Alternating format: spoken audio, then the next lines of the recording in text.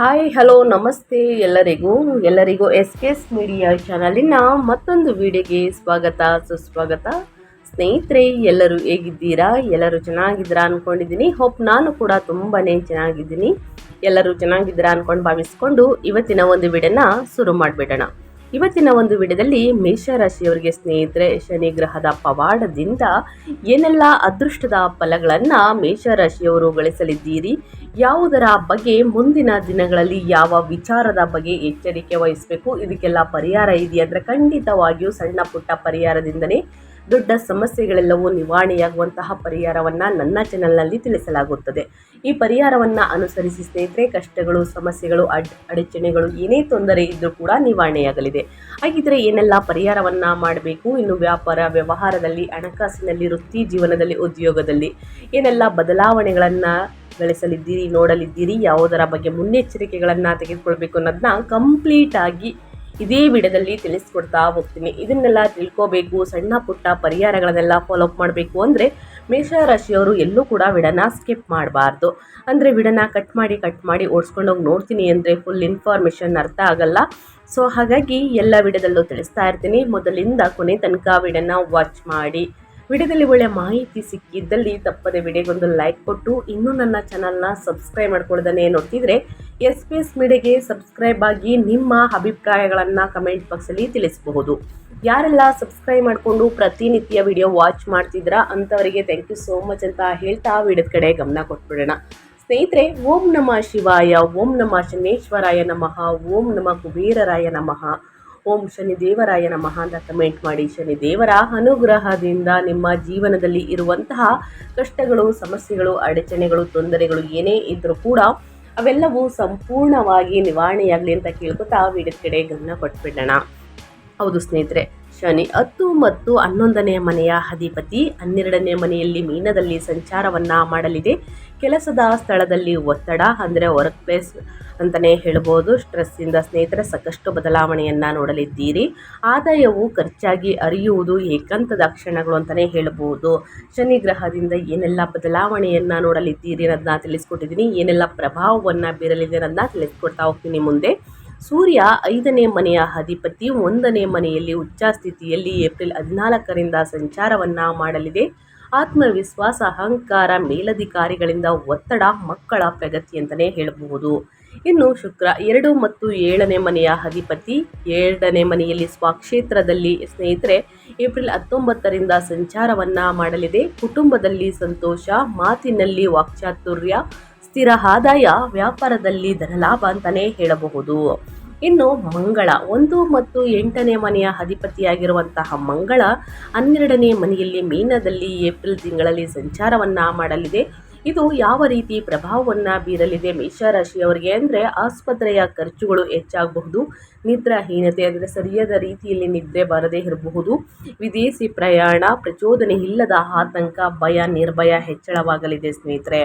ಇದು ಮೇಷರಾಶಿಯವರಿಗೆ ಗ್ರಹಗಳ ಸಂಚಾರ ಮತ್ತು ಗ್ರಹಗಳ ಸ್ಥಾನ ಬದಲಾವಣೆಯಿಂದ ಆಗುವಂತಹ ಪ್ರಭಾವ. ಇನ್ನು ಒಟ್ಟಾರೆಯಾಗಿ ಹೇಳೋದಾದರೆ ಸ್ನೇಹಿತರೆ, ಈ ತಿಂಗಳಲ್ಲಿ ಏನೆಲ್ಲ ಬದಲಾವಣೆಯನ್ನು ನೋಡಲಿದ್ದೀರಿ ಅಂದರೆ ಈ ತಿಂಗಳು ಚಿಂತಿಸಬೇಡಿ ಸ್ನೇಹಿತರೆ. ಯಾಕಂದರೆ ಏಪ್ರಿಲ್ 14ರಂದು ಸೂರ್ಯನು ನಿಮ್ಮ ರಾಶಿಗೆ ಪ್ರವೇಶಿಸಿ ಉಚ್ಚ ಸ್ಥಿತಿಯನ್ನು ತಲುಪಿದಾಗ ಪರಿಸ್ಥಿತಿಯು ಸಂಪೂರ್ಣವಾಗಿ ನಿಮ್ಮ ಪರವಾಗಿ ಬದಲಾಗುತ್ತದೆ.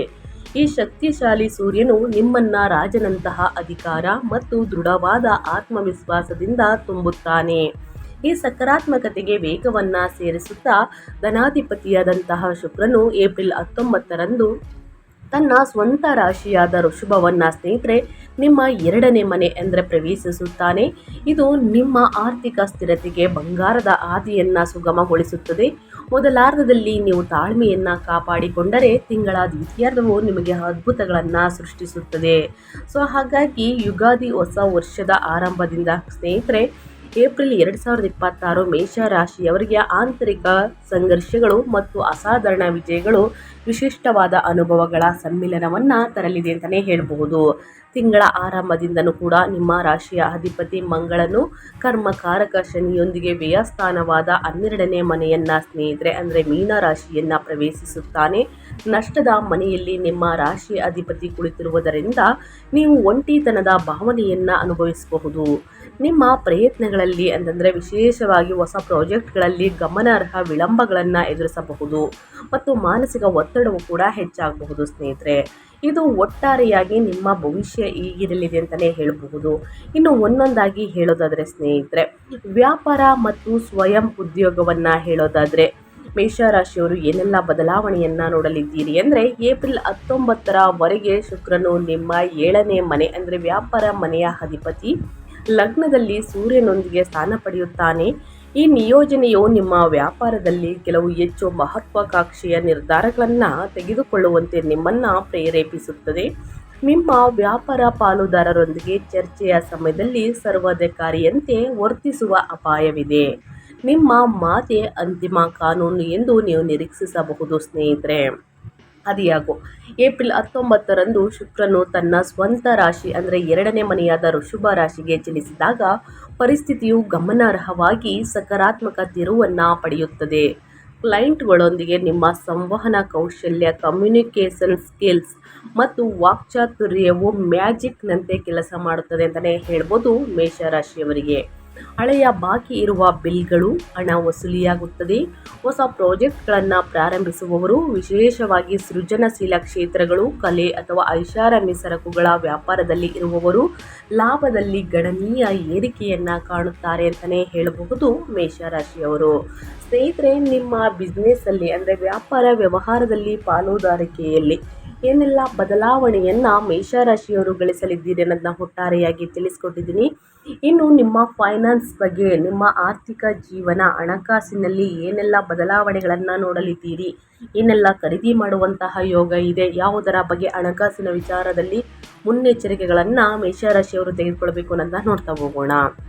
ಲಾಭಾಧಿಪತಿಯಾದಂತಹ ಶನಿಯು ಖರ್ಚಿನ 12ನೇ ಮನೆಯಲ್ಲಿ ಇರುವುದರಿಂದ ನೀವು ಎಷ್ಟೇ ದುಡಿದರೂ ಖರ್ಚುಗಳು ನಿಮಗಾಗಿ ಕಾಯುತ್ತಿರುತ್ತವೆ. ವಿಶೇಷವಾಗಿ ಏಪ್ರಿಲ್ನ ಮೊದಲ 3 ವಾರಗಳಲ್ಲಿ ಹಣವು ನೀರಿನಂತೆ ಹರಿಯಬಹುದು. ಪ್ರಾಥಮಿಕವಾಗಿ ಆರೋಗ್ಯದ ಸಮಸ್ಯೆಗಳು ಅಥವಾ ವಾಹನ ರಿಪೇರಿಗಾಗಿ ಸ್ನೇಹಿತರೆ, ಏಪ್ರಿಲ್ 19ರಂದು ಧನಾಧಿಪತಿಯಾದಂತಹ ಶುಕ್ರನು ತನ್ನ ಸ್ವಂತ ರಾಶಿಯನ್ನು ವೃಷಭ ರಾಶಿಯನ್ನು ಪ್ರವೇಶಿಸಿದಾಗ ಉಬ್ಬರವಿಳಿತವು ಅನುಕೂಲಕರವಾಗಿ ಬದಲಾಗುತ್ತದೆ. ಇದು ನಿಮ್ಮ ಆರ್ಥಿಕ ಶಕ್ತಿಯನ್ನು ಬಹಳವಾಗಿ ಹೆಚ್ಚಿಸುತ್ತದೆ. ನಿಮ್ಮ ಕುಟುಂಬದ ಅಗತ್ಯಗಳಿಗಾಗಿ ನೆಚ್ಚಿನ ವಸ್ತುಗಳನ್ನು ಖರೀದಿಸಲು ಅಥವಾ ಚಿನ್ನಾಭರಣಗಳಲ್ಲಿ ಹೂಡಿಕೆಯನ್ನು ಮಾಡಲು ನೀವು ಸಂತೋಷದಿಂದ ಹಣವನ್ನು ಖರ್ಚು ಮಾಡುತ್ತೀರಿ. ಇಂದಿನ ಹೂಡಿಕೆಗಳಿಂದ ಬರುವ ಉತ್ತಮ ಆದಾಯವು ನಿಮ್ಮ ಬ್ಯಾಂಕ್ ಬ್ಯಾಲೆನ್ಸನ್ನು ಅಂದವಾಗಿ ಸ್ಥಿರಗೊಳಿಸಲು ಸಹಾಯವನ್ನು ಮಾಡುತ್ತದೆ ಅಂತಲೇ ಹೇಳಬಹುದು ಸ್ನೇಹಿತರೆ. ಹಣಕಾಸಿನಲ್ಲಿ ಏನೆಲ್ಲ ಬದಲಾವಣೆಯನ್ನು ನೋಡಲಿದ್ದೀರಿ, ಯಾವುದರ ಬಗ್ಗೆ ಎಚ್ಚರಿಕೆ ವಹಿಸಬೇಕು. ಇನ್ನು ವಾಹನ ಖರೀದಿ ಮಾಡೋ ಯೋಗ ಇದೆ, ಅಷ್ಟೇ ಖರ್ಚು ಕೂಡ ಇದೆ ಅಂತಲೇ ಹೇಳಬಹುದು. ಸೊ ಹಾಗಾಗಿ ಸ್ನೇಹಿತರೆ, ಏನೆಲ್ಲ ಬದಲಾವಣೆಗಳನ್ನು ನೋಡಲಿದ್ದೀರಿ, ಯಾವುದರ ಬಗ್ಗೆ ಮುನ್ನೆಚ್ಚರಿಕೆಗಳನ್ನು ತೆಗೆದುಕೊಳ್ಬೇಕು ಅನ್ನೋಂಥ ಕಂಪ್ಲೀಟಾಗಿ ತಿಳಿಸ್ಕೊಟ್ಟಿದ್ದೀನಿ. ಇನ್ನು ಮುಂದಿನದಾಗಿ ಹೇಳೋದಾದರೆ ಸ್ನೇಹಿತರೆ, ಹಣಕಾಸು ಮತ್ತು ಸಂಪತ್ತಿನ ಬಗ್ಗೆ ಹೇಳೋದಾದರೆ ಏನೆಲ್ಲ ಬದಲಾವಣೆಯನ್ನು ಗ್ರಹಗಳು ಸೂಚಿಸಲಿದೆ, ಯಾವುದರ ಬಗ್ಗೆ ಮುನ್ನೆಚ್ಚರಿಕೆಗಳನ್ನು ತೆಗೆದುಕೊಳ್ಬೇಕು ಅನ್ನೋದನ್ನ ನೋಡ್ತಾ ಹೋಗೋಣ. ನಿಮ್ಮ ಲಾಭಾಧಿಪತಿಯಾದಂತಹ ಶನಿಯು ಸ್ನೇಹಿತರೆ ಖರ್ಚಿನ ಮನೆ ಮೇಲೆ ಇರುವ ಕಾರಣ ಸಾಕಷ್ಟು ಬದಲಾವಣೆಯನ್ನು ನೋಡಲಿದ್ದೀರಿ. ನಿಮ್ಮ ಆರೋಗ್ಯದ ಬಗ್ಗೆ ಹೇಳೋದಾದರೆ ನಿಮ್ಮ ರಾಶಿಯ ಅಧಿಪತಿ ಮಂಗಳನು ಜಲತತ್ವದ ರಾಶಿಯಾದ ಮೀನದಲ್ಲಿ ಅಂದರೆ 12ನೇ ಮನೆಯಲ್ಲಿ ಶನಿಯೊಂದಿಗೆ ಇರುತ್ತಾರೆ. ಈ ಇರುವ ಕಾರಣ ಸ್ನೇಹಿತರೆ, ಶನಿಯೊಂದಿಗೆ ಇರುವ ಕಾರಣ ತಿಂಗಳ ಆರಂಭದಲ್ಲಿನ ಈ ಭಾರವಾದ ಗ್ರಹಗತಿಯು ನಿಮ್ಮನ್ನು ನಿದ್ರಾಹೀನತೆ, ಪಾದದ ನೋವುಗಳು ಅಥವಾ ಹೊಟ್ಟೆಗೆ ಸಂಬಂಧಿಸಿದ ಜೀರ್ಣಕಾರಿ ಸಮಸ್ಯೆಗಳಿಂದ ಕಾಡಬಹುದು. ಏಪ್ರಿಲ್ 14ರಂದು ಉಚ್ಚ ಸೂರ್ಯನ ಲಗ್ನ ಪ್ರವೇಶವು ನಿಮಗೆ ಅತ್ಯುತ್ತಮ ಚೈತನ್ಯ ಮತ್ತು ಬಲವಾದ ರೋಗ ನಿರೋಧಕ ಶಕ್ತಿಯನ್ನು ನೀಡುತ್ತದೆ. ಅದಿಯಾಗೋ ಸೂರ್ಯನು ನಿಮ್ಮ ದೇಹದಲ್ಲಿ ಉಷ್ಣಾಂಶವನ್ನು ಅಂದರೆ ಪಿತ್ತದೋಷವನ್ನು ಹೆಚ್ಚಿಸುತ್ತಾನೆ. ನೀವು ಸಣ್ಣ ಪುಟ್ಟ ವಿಷಯಗಳಿಗೂ ಕೂಡ ವಿಪರೀತ ಕೋಪಗೊಳ್ಳಬಹುದು. ಸಣ್ಣ ಪುಟ್ಟ ವಿಚಾರಗಳಿಗೂ ಕೂಡ ಅಷ್ಟೇ ತಲೆಯನ್ನು ಕೆಡಿಸ್ಕೊಡ್ತೀರಾ ಅಂತಲೇ ಹೇಳ್ಬೋದು. ಇದರಿಂದ ಮೈಗ್ರೇನ್, ತಲೆನೋವು ಅಥವಾ ರಕ್ತದೊತ್ತಡದಲ್ಲಿ ಅಂದರೆ BP-ಯಲ್ಲಿ ಸ್ನೇಹಿತರೆ ಹಠಾತ್ ಏರಿಕೆಯನ್ನು ಅನುಭವಿಸಬಹುದು. ಈ ಬೆಂಕಿಯ ಅಂತಂದರೆ ಅಗ್ನಿ ಶಕ್ತಿಯನ್ನು ಶಾಂತಗೊಳಿಸಲು ಪ್ರತಿದಿನ ಧ್ಯಾನವನ್ನು ಮಾಡಿ, ಮೆಡಿಟೇಷನನ್ನು ಮಾಡಿ, ಪ್ರಾಣಾಯಾಮವನ್ನು ಮಾಡಿ, ಅಭ್ಯಾಸವನ್ನು ಮಾಡಿದಲ್ಲಿ ಮತ್ತು ನಿಮ್ಮ ನೀರಿನ ಸೇವನೆಯನ್ನು ಗಮನಾರ್ಹವಾಗಿ ಹೆಚ್ಚಿಸಲು ಬಲವಾಗಿ ಶಿಫಾರಸು ಮಾಡಲಾಗಿದೆ. ಅಂದರೆ ಚೆನ್ನಾಗಿ ನೀರನ್ನು ಕುಡಿಬೇಕು ಸ್ನೇಹಿತರೆ. ನೀರನ್ನು ಕುಡಿಯೋದ್ರಿಂದಲೂ ಸ್ನೇಹಿತರೆ ತಲೆನೋವು, ಪಿತ್ತದೋಷ, ಉಷ್ಣಾಂಶ ಜಾಸ್ತಿ ಆಗಬಹುದು, ಹಠಾತ್ ಏರಿಕೆ ಅಂತಂದರೆ BP ಜಾಸ್ತಿ ಆಗ್ಬೋದು. ಸೊ ಹಾಗಾಗಿ ನಿಮ್ಮ ಆರೋಗ್ಯದ ಕಡೆ ಒಂದು ಕಾಳಜಿ ಇರಲಿ. ಪ್ರತಿದಿನ ಮೇಷರಾಶಿಯವರು ಅಂತ ಹೇಳಿದ್ದೆಲ್ಲ ಸ್ನೇಹಿತರೆ, 12 ರಾಶಿ ಚಕ್ರದ ಜನರಿಗೆ ನಾನು ತಿಳಿಸೋದಿಷ್ಟೇ. ಪ್ರತಿದಿನ ಸಣ್ಣ ಪುಟ್ಟ ವ್ಯಾಯಾಮವನ್ನು ಮಾಡಿ, ನಿಮ್ಮ ಆರೋಗ್ಯಕ್ಕೆ ತಕ್ಕಂತೆ ಲಘು ವ್ಯಾಯಾಮದಿಂದ ಶುರು ಮಾಡಿ ಸ್ನೇಹಿತರೆ. ವಾಕಿಂಗನ್ನು ಮಾಡಿ, ಚೆನ್ನಾಗಿ ನೀರನ್ನು ಕುಡಿಯಿರಿ, ಹಸಿರು ತರಕಾರಿ, ಹಣ್ಣು ಹಂಪಲುಗಳನ್ನು ಸೇವಿಸಿ. ಈಗ ಉಷ್ಣಾಂಶ ಜಾಸ್ತಿ ಆಗುವ ಕಾರಣ ಚೆನ್ನಾಗಿ ನೀರನ್ನು ಕುಡಿಯುವುದು, ಮಸಾಲೆ ಭರಿತ ಮತ್ತು ಎಣ್ಣೆಯನ್ನು ಸ್ವಲ್ಪ ಕಡಿಮೆ ಮಾಡಿ. ನಿಮ್ಮ ಆರೋಗ್ಯ ನಿಮ್ಮ ಕೈಯಲ್ಲೇ ಇದೆ, ಬಹಳಷ್ಟು ಎಚ್ಚರಿಕೆಯಿಂದ ನೋಡ್ಕೊಳ್ಳಿ ಅಂತ ಹೇಳ್ತಾ, ಇನ್ನು ಮುಂದಿನದಾಗಿ ಹೇಳೋದಾದರೆ ಉದ್ಯೋಗ ಮತ್ತು ವೃತ್ತಿ ಬಗ್ಗೆ. ಸ್ನೇಹಿತರೆ, ಶನಿ ಗ್ರಹದಿಂದ ಅಂದರೆ ನಿಮ್ಮ 10ನೇ ಮನೆಯಲ್ಲಿ ವೃತ್ತಿ ಮನೆಯ ಅಧಿಪತಿಯಾದಂತಹ ಶನಿಯು 12ನೇ ಮನೆಯಲ್ಲಿ ಇರುವುದರಿಂದ, ಜೊತೆಗೆ ನಿಮ್ಮ ರಾಶಿಯ ಅಧಿಪತಿ ಮಂಗಳನ ಪ್ರಭಾವ ಇರುವುದರಿಂದ ಏಪ್ರಿಲ್ ಮೊದಲಾರ್ಧವೂ ಕೂಡ ನಿಮ್ಮ ಕಚೇರಿಯಲ್ಲಿ ಏಳಲಾಗದ ಮಾನಸಿಕ ಸಂಘರ್ಷಗಳನ್ನು ತರುತ್ತದೆ. ಆಫೀಸ್ ಪಾಲಿಟಿಕ್ಸ್ನಿಂದಾಗಿ ತನ್ನ ಕಠಿಣ ಪರಿಶ್ರಮಕ್ಕೆ ತಕ್ಕ ಮನ್ನಣೆ ಸಿಗ್ತಿಲ್ಲ ಎಂಬ ಬಲವಾದ ಭಾವನೆಯನ್ನು ನೀವು ಅನುಭವಿಸಬಹುದು. ಅದಿಯಾಗೋ ಬಹುರಾಷ್ಟ್ರೀಯ ಕಂಪನಿಗಳಲ್ಲಿ ಕೆಲಸ ಮಾಡುವವರಿಗೆ ಅಥವಾ ವಿದೇಶಿ ಕ್ಲೈಂಟ್ಗಳೊಂದಿಗೆ ವ್ಯವಹರಿಸುವವರಿಗೆ ಈ ಅವಧಿಯು ವಾಸ್ತವವಾಗಿ ಹೆಚ್ಚು ಪ್ರಯೋಜನಕಾರಿಯಾಗಿದೆ. ಏಪ್ರಿಲ್ 14ರಂದು ನಿಮ್ಮ ವೃತ್ತಿ ಜೀವನದಲ್ಲಿ ಪ್ರಮುಖ ತಿರುವು ಬರುತ್ತದೆ. ಆಗ ಸೂರ್ಯನು ನಿಮ್ಮ 5ನೇ ಮನೆಯ ಅಧಿಪತಿ ನಿಮ್ಮ ಲಗ್ನದಲ್ಲಿ ಉಚ್ಚನಾಗುತ್ತಾನೆ. ನಿಮ್ಮ ಬುದ್ಧಿಶಕ್ತಿ ಅದ್ಭುತವಾಗಿ ಕೆಲಸ ಮಾಡುತ್ತದೆ. ಮೀಟಿಂಗ್ಗಳಲ್ಲಿ ನೀವು ತರುವಂತಹ ಪರಿಹಾರಗಳು, ಸಲಹೆಗಳು ಮತ್ತು ಐಡಿಯಾಗಳು ನವೀನವಾಗಿರುವುದಲ್ಲದೆ ನಿಮ್ಮ ಸಹೋದ್ಯೋಗಿಗಳಿಂದ ವ್ಯಾಪಕವಾಗಿ ಸ್ವೀಕರಿಸಲ್ಪಡುತ್ತವೆ ಅಂತಲೇ ಹೇಳಬಹುದು. ಅದಿಯಾಗುವ ಮೊದಲ ಮನೆಯಲ್ಲಿರುವಂತಹ ಸೂರ್ಯನು ಸಕಾರಾತ್ಮಕ ಫಲಿತಾಂಶಗಳೊಂದಿಗೆ ಸ್ವಲ್ಪ ಅಹಂಕಾರವನ್ನು ತರುತ್ತಾನೆ. ಪ್ರತಿಯೊಂದರಲ್ಲೂ ನಿಮ್ಮದೇ ಮೇಲ್ಗೈ ಆಗಿರಬೇಕು ಎಂಬ ಹಠ ಹೆಚ್ಚಾಗುತ್ತದೆ. ಜವಾಬ್ದಾರಿಗಳು ಹೆಚ್ಚಳದೊಂದಿಗೆ ಉನ್ನತ ಆಡಳಿತ ಮಂಡಳಿಯಿಂದ, ಸ್ನೇಹಿತರೆ, ಟಾಪ್ ಮ್ಯಾನೇಜ್ಮೆಂಟಿಂದ ಒತ್ತಡವು ಕೂಡ ಹೆಚ್ಚಾಗಬಹುದು. ನಿಮ್ಮ ಕಾರ್ಯಕ್ಷಮತೆ ಸ್ನೇಹಿತರೆ ಎಷ್ಟೇ ಅತ್ಯುತ್ತಮವಾಗಿದ್ದರೂ ಸಹೋದ್ಯೋಗಿಗಳೊಂದಿಗೆ ಪ್ರಾಬಲ್ಯ ಮೆರೆಯುವಂತಹ ವರ್ತನೆಯನ್ನು ಕಟ್ಟುನಿಟ್ಟಾಗಿ ತಪ್ಪಿಸಿ.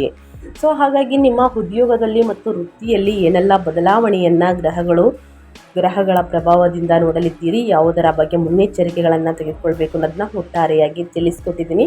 ಇನ್ನು ಕುಟುಂಬ ಮತ್ತು ವೈಯಕ್ತಿಕ ಸಂಬಂಧಗಳು, ನಿಮ್ಮ ಪ್ರೇಮ ಜೀವನದ ಬಗ್ಗೆ ಹೇಳೋದಾದರೆ ಏನೆಲ್ಲ ಬದಲಾವಣೆಗಳನ್ನು ಗ್ರಹಗಳು ಸೂಚಿಸಲಿದೆ ಅನ್ನೋದನ್ನ ನೋಡ್ತಾ ಹೋಗೋಣ. ನಿಮ್ಮ ಕೌಟುಂಬಿಕ ಜೀವನವು ಈ ತಿಂಗಳು 2 ವಿಭಿನ್ನ ಹಂತಗಳನ್ನು ಪ್ರದರ್ಶಿಸುತ್ತದೆ. ಒಂದೆಡೆ ಲಗ್ನದಲ್ಲಿರುವ ಉಚ್ಚ ಸೂರ್ಯನು ನಿಮ್ಮ 7ನೇ ಮನೆಯ ಅಂದರೆ ಸಂಗಾತಿಯ ಮನೆ ಮೇಲೆ ನೇರ ದೃಷ್ಟಿ ಬೀರುತ್ತಾನೆ. ಇದು ನಿಮ್ಮ ಜೀವನ ಸಂಗಾತಿಯೊಂದಿಗೆ ಅಹಂಕಾರದ ಘರ್ಷಣೆಗಳು ಮತ್ತು ಹೆಮ್ಮೆಯ ಭಿನ್ನಾಭಿಪ್ರಾಯಗಳನ್ನು ಪ್ರಚೋದಿಸುತ್ತದೆ. ನಿಮ್ಮ ಸಂಗಾತಿಯು ನೀವು ಹೇಳಿದ್ದನ್ನೆಲ್ಲ ಸುಮ್ಮನೆ ಕೇಳಬೇಕು ಮತ್ತು ಪಾಲಿಸಬೇಕು ಎಂದು ನೀವು ನಿರೀಕ್ಷಿಸುವಂತಹ ಪ್ರವೃತ್ತಿಯನ್ನು ಬೆಳೆಸಿಕೊಳ್ಳಬಹುದು. ಈ ನಡವಳಿಕೆಯನ್ನು ನಿಯಂತ್ರಿಸುವುದು ಅತ್ಯಂತ ನಿರ್ಣಾಯಕ. ಮತ್ತೊಂದೆಡೆ ಸೂರ್ಯನು ನಿಮ್ಮ 5ನೇ ಮನೆಯ ಮಕ್ಕಳ ಮನೆ ಅಂತಲೇ ಹೇಳ್ಬೋದು ಅಧಿಪತಿಯಾಗಿರುವುದರಿಂದ ಅವನ ಉಚ್ಚ ಸ್ಥಿತಿಯು ಸ್ನೇಹಿತರೆ ಸಾಕಷ್ಟು ಬದಲಾವಣೆಯನ್ನು ತರಬಹುದು. ಯಾಕಂದರೆ ನಿಮ್ಮ ಮಕ್ಕಳ ಪ್ರಗತಿಯು ನಿಮಗೆ ಹೆಮ್ಮೆಯ ದೊಡ್ಡ ಮೂಲವಾಗಲಿದೆ ಎಂದು ಸೂಚಿಸುತ್ತದೆ. ಶಿಕ್ಷಣ ಅಥವಾ ಇತರ ಕ್ಷೇತ್ರಗಳಲ್ಲಿ ಅವರ ಸಾಧನೆಗಳನ್ನು ನಿಮಗೆ ಅಪಾರ ಸಂತೋಷವನ್ನು ತರುತ್ತವೆ. ಇದಲ್ಲದೆ ಏಪ್ರಿಲ್ 19ರ ನಂತರ ಶುಕ್ರನು 2ನೇ ಮನೆಯ ಪ್ರವೇಶವು ಕೌಟುಂಬಿಕ ವಾತಾವರಣದಲ್ಲಿ ಸಾಮರಸ್ಯ, ಉಷ್ಣತೆ ಮತ್ತು ಸಂತೋಷವನ್ನು ಮರುಸ್ಥಾಪಿಸುತ್ತದೆ ಅಂತಲೇ ಹೇಳ್ಬೋದು. ಸ್ನೇಹಿತರೆ, ಏನೆಲ್ಲ ಬದಲಾವಣೆಯನ್ನು ಮೇಷರಾಶಿಯವರು ಕುಟುಂಬದಲ್ಲಿ ನೋಡಲಿದ್ದೀರಿ ಅನ್ನೋದನ್ನ ತಿಳಿಸ್ಕೊಟ್ಟಿದ್ದೀನಿ. ಸಾಕಷ್ಟು ಜನರು ಕೇಳ್ತಾ ಇರ್ತೀರಾ, ಮದುವೆ ಯೋಗ ಇದೆಯಾ ತಿಳಿಸ್ಕೊಡಿ, ಸಂತಾನ ಭಾಗ್ಯ ಇದೆಯಾ ತಿಳಿಸ್ಕೊಡಿ ಅಂತ. ಖಂಡಿತವಾಗಿಯೂ 2026ರಲ್ಲಿ ಸ್ನೇಹಿತರೆ ಮದುವೆ ಯೋಗ ಇದೆ, ಅಂದರೆ ಕಂಕಣ ಭಾಗ್ಯ ಇದೆ. ಜೊತೆಗೆ ಅವಿವಾಹಿತರಿಗೆ ಕಂಕಣ ಭಾಗ್ಯದ ಜೊತೆಗೆ ಅಂದರೆ ಸಂತಾನದ ಭಾಗ್ಯದ ಶುಭ ವಾರ್ತೆಯನ್ನು ಕೇಳಲಿದ್ದೀರಿ ಸ್ನೇಹಿತರೆ. ಸೊ ಹಾಗಾಗಿ ಈ 2 ವಿಷಯದಲ್ಲಿ ಬಹಳಷ್ಟು ಖುಷಿ ವಿಚಾರ ಅಂತಲೇ ಹೇಳಬಹುದು. ನೆಮ್ಮದಿ ವಿಚಾರ ಸ್ನೇಹಿತರೆ. ತುಂಬ ವರ್ಷದಿಂದ ಕಾದಿರೋದಕ್ಕೂ ಇದು ಒಂದು ಅದೃಷ್ಟದ ಸುದ್ದಿಯನ್ನು ಕೇಳಲಿದ್ದೀರಿ.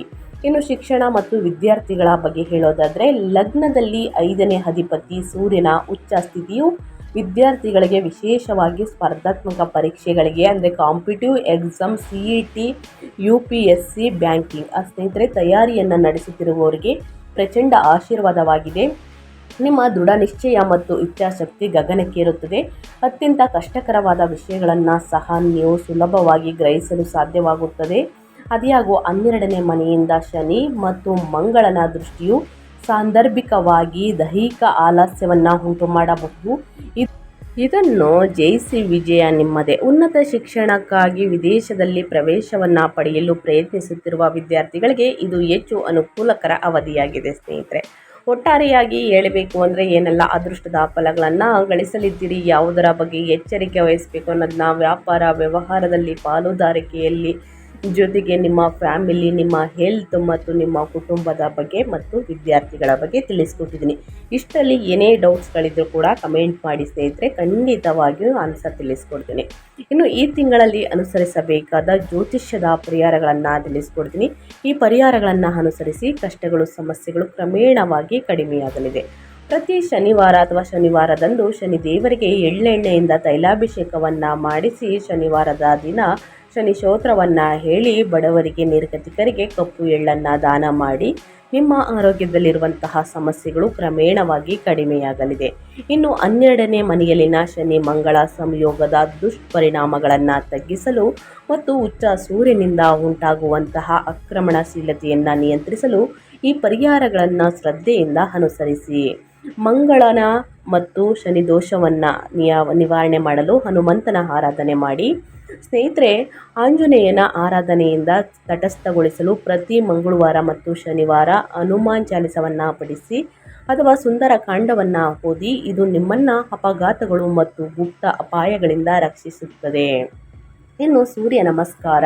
ಏಪ್ರಿಲ್ 14ರಿಂದ ಸೂರ್ಯನು ಹುಚ್ಚನಾಗಿರುವುದರಿಂದ ಪ್ರತಿದಿನ ಸೂರ್ಯ ನಮಸ್ಕಾರವನ್ನು ಮಾಡಿ ಬೆಳಿಗ್ಗೆ ಆದಿತ್ಯ ಹೃದಯ ಸ್ತೋತ್ರವನ್ನು ಪಠಿಸಿ. ಇದು ನಿಮಗೆ ನಿಜವಾದ ನಾಯಕತ್ವದ ಗುಣಗಳನ್ನು ಕರುಣಿಸುವಂತಹ ನಿಮ್ಮ ಅಹಂಕಾರವನ್ನು ಕಡಿಮೆ ಮಾಡಲು ಸಹಾಯವನ್ನು ಮಾಡುತ್ತದೆ. ವ್ಯಾಪಾರದಲ್ಲಿ, ವ್ಯವಹಾರದಲ್ಲಿ ಅಡೆತಡೆಗಳು ಹೆಚ್ಚಾಗಿದ್ದರೆ ಅವೆಲ್ಲವೂ ಕೂಡ ನಿವಾರಣೆಯಾಗಲಿದೆ. ಇನ್ನು ದಾನ ಧರ್ಮವನ್ನು ಮಾಡಿ. ಪಾಪದ ಗ್ರಹಗಳು ವ್ಯಯಸ್ಥಾನದಲ್ಲಿ ಅಂದರೆ ಖರ್ಚಿನ ಮನೆಯಲ್ಲಿ ಇರುವ ಕಾರಣ ಆಸ್ಪತ್ರೆಗಳಲ್ಲಿರುವ ರೋಗಿಗಳಿಗೆ ಸ್ವಯಂ ಪ್ರೇರಿತವಾಗಿ ಔಷಧಿಗಳನ್ನು ದಾನ ಮಾಡಿ ಅಥವಾ ಅನಾಥಾಶ್ರಮಗಳಿಗೆ ಬೆಂಬಲವನ್ನು ನೀಡಿ. ಈ ಸಕಾರಾತ್ಮಕ ಕಾರ್ಯವು ಅನಗತ್ಯ ಮತ್ತು ಅನಿರೀಕ್ಷಿತ ಆರ್ಥಿಕ ನಷ್ಟಗಳನ್ನು ತಡೆಯಲು ಸಹಾಯವನ್ನು ಮಾಡುತ್ತದೆ ಸ್ನೇಹಿತರೆ. ಹಾಗಾಗಿ ತಪ್ಪದೇ ಈ ಸಣ್ಣ ಪುಟ್ಟ ಪರಿಹಾರಗಳನ್ನು ಮೇಷರಾಶಿಯವರು ಮಾಡಿ ಅಂತ ಹೇಳ್ತಾ ನನ್ನ ವಿಡಿಯೋನ ಎಂಡ್ ಮಾಡ್ತಾ ಇದ್ದೀನಿ. ದಯವಿಟ್ಟು ಇವತ್ತಿನ ಒಂದು ವಿಡಿಯೋದಲ್ಲಿ ಒಳ್ಳೆಯ ಮಾಹಿತಿ ಸಿಕ್ಕಿದ್ದಲ್ಲಿ, ಈ ವಿಡಿಯೋ ಯೂಸ್ಫುಲ್ ಅನಿಸಿದ್ದಲ್ಲಿ ವಿಡಿಯೋಗೆ ಲೈಕ್ ಮಾಡೋದನ್ನ ಮರ್ತಿದ್ರೆ ಲೈಕ್ ಮಾಡಿ. ಇನ್ನೂ ನನ್ನ ಚಾನಲ್ನ ಸಬ್ಸ್ಕ್ರೈಬ್ ಮಾಡ್ಕೊಳ್ತಾನೆ ನೋಡ್ತಿದ್ರೆ ಎಸ್ ಮೀಡಿಯಾಗೆ ಸಬ್ಸ್ಕ್ರೈಬ್ ಆಗಿ ನಿಮ್ಮ ಅಭಿಪ್ರಾಯಗಳನ್ನು ಕಮೆಂಟ್ ಬಾಕ್ಸಲ್ಲಿ ತಿಳಿಸಿ. ಯಾರೆಲ್ಲ ಸಬ್ಸ್ಕ್ರೈಬ್ ಮಾಡಿಕೊಂಡು ಪ್ರತಿನಿತ್ಯ ವಿಡಿಯೋ ವಾಚ್ ಮಾಡ್ತಿದ್ದೀರಾ ಅಂಥವರಿಗೆ ಥ್ಯಾಂಕ್ ಯು ಸೋ ಮಚ್ ಅಂತ ಹೇಳ್ತಾ, ನಿಮಗೂ ಮತ್ತು ನಿಮ್ಮ ಕುಟುಂಬಕ್ಕೆ ಶನಿ ದೇವರ ಆಶೀರ್ವಾದ, ಶಿವನ ಅನುಗ್ರಹ, ಲಕ್ಷ್ಮೀ ದೇವಿಯ ಸಂಪತ್ತು ಸಮೃದ್ಧಿ ಹೆಚ್ಚಳವಾಗಲಿ, ನಿಮಗೆ ಅನುಗ್ರಹ ನೀಡಲಿ ಅಂತ ಕೇಳ್ಕೊತಾ ಮತ್ತೊಂದು ವಿಡಿಯೋ ಜೊತೆ ಮತ್ತೊಂದು ಹೊಸ ಭವಿಷ್ಯದಲ್ಲಿ ಹೊಸ ಅಪ್ಡೇಟಲ್ಲಿ ಸಿಗ್ತೀನಿ. Thank you for watching.